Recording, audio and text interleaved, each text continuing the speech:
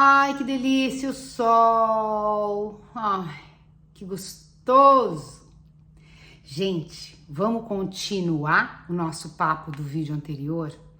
Algumas questões foram deixadas lá que eu acho que é bem importante com relação ao vazio que a gente sente, alguma coisa que tem que ser preenchida com a comida. Geralmente é com a comida. Eu posso dizer para vocês com toda certeza que eu perdi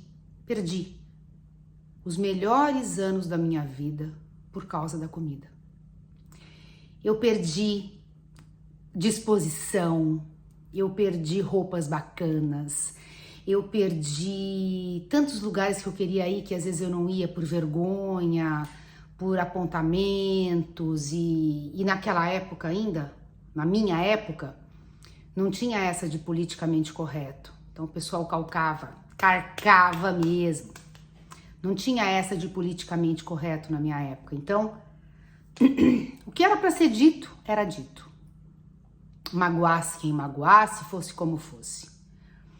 Eu posso falar para vocês que eu perdi os melhores anos da minha vida, porque eram os anos que eu tinha disposição da juventude, que você tem aquele tesão da juventude, que você tem tudo. Óbvio, os melhores anos da vida atrás de um fogão, cozinhando, comendo, comprando. Eu tive, obviamente, para esse tipo de situação, o apoio do meu marido, porque ele é de família italiana, então a comida é muito importante.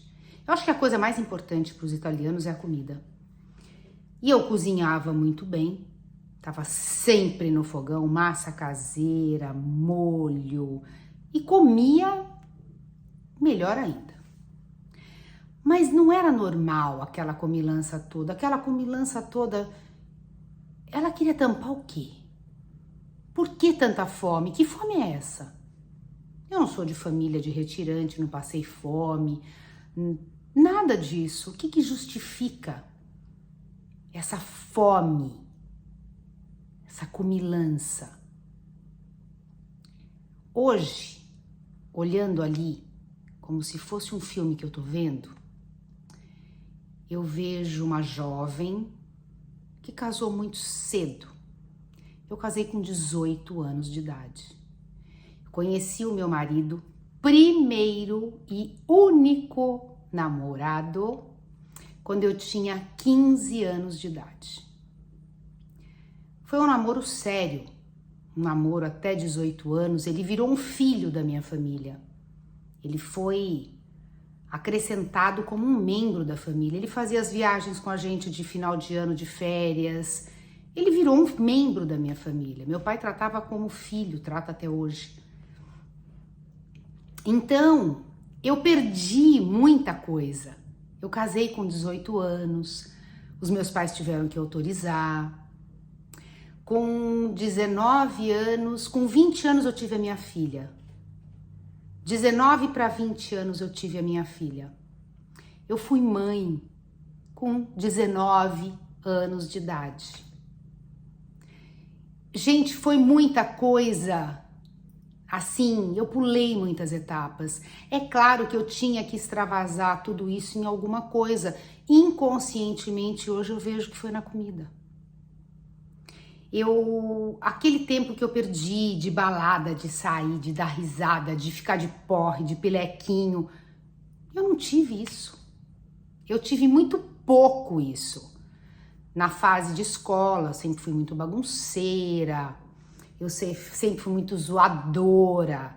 Então, nessa fase de escola, 7ª série, 8ª série, como eu sempre fui muito grandona, eu sempre parecia ter mais idade. E eu era terrível, era eu. Mas quando eu casei, eu virei uma chave de uma forma muito brusca da responsabilidade, do casamento. Eu trabalhava no Banco Itaú, meu marido trabalhava, eu trabalhava, a construção de uma vida com 18 anos de idade é muito cedo, né, gente?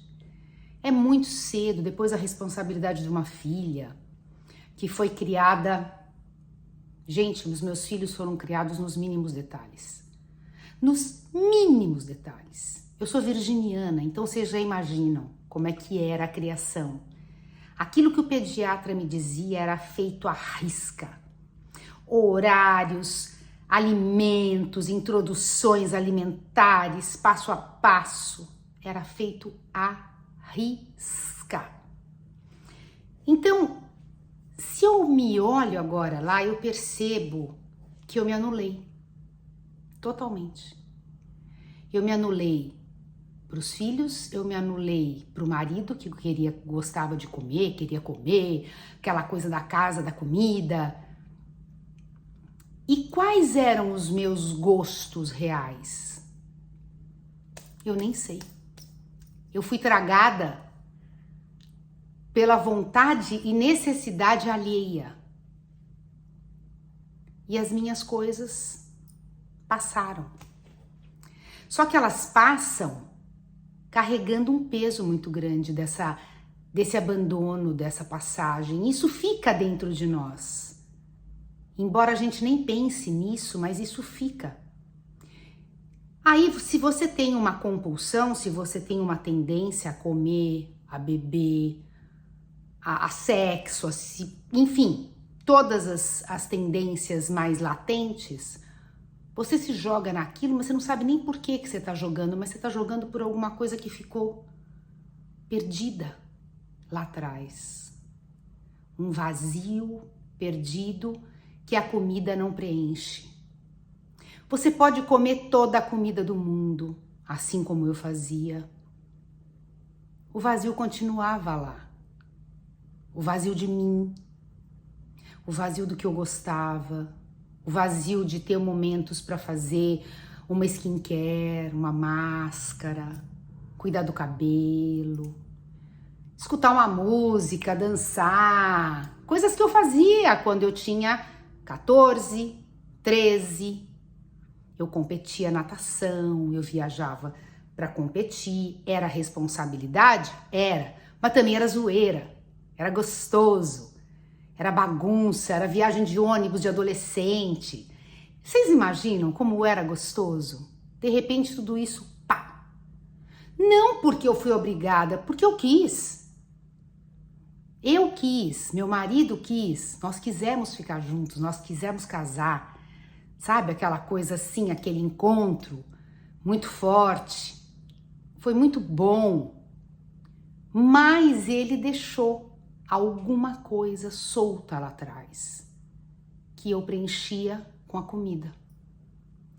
Então, quando eu falo do vazio, e quando eu falo de se olhar, de se observar, é isso que você tem que ver.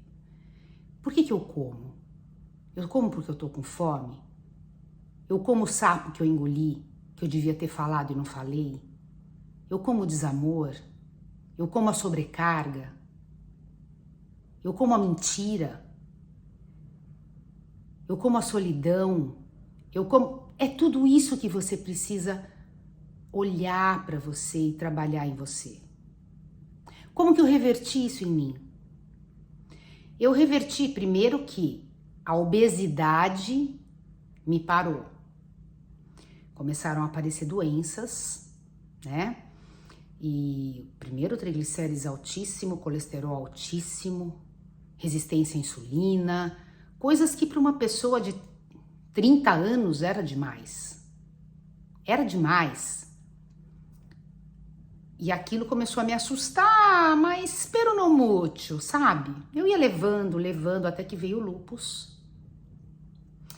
Imperativo, me levando para uma UTI, com uma tromboembolia pulmonar e falando, filha, ou acorda, ou vem pra cá, vem pra cá, vem pra cá. É mais ou menos assim. Eu tinha filhos, eu tinha responsabilidade de criar esses filhos, eu não podia chegar e falar, não, continuo. E foi aí o meu grande susto. E foi aí que eu fui para um supermercado, comprei a selga, comprei peito de frango, comprei cenoura, fiz um sopão, como todo mundo. Comia sopão quando me dava fome, comia gelatina zero. Comecei a munir a minha casa de coisas que eu podia comer. Comecei a cozinhar menos pro meu marido, pro pessoal de casa. Falei, gente, eu não posso ficar fazendo bolo, eu não posso ficar fazendo, se vocês quiserem comer, comam fora. Eu preciso dessa ajuda, eu não posso. E foi difícil, viu, gente? A gente, quando tá gordo, acha que reverter é assim, ai, quando eu quiser. Não é assim, não é. Você tá tão viciado, aquilo é tão... que chega a dar dor no corpo, você chora. Eu ficava deitada no sofá, eu lembro, e eu falava, eu não vou levantar daqui pra pegar, eu não vou levantar, pra passar aquela vontade. Gente, parece uma coisa de drogado. É muito louco isso. E eu percebo que se você se entrega ao açúcar muito forte, aos carboidratos refinados, farinhas, a sua dependência fica muito maior, hein? Muito maior. Começa a fazer uma low carb, opta pelo carboidrato dos vegetais, das frutas de baixo índice glicêmico.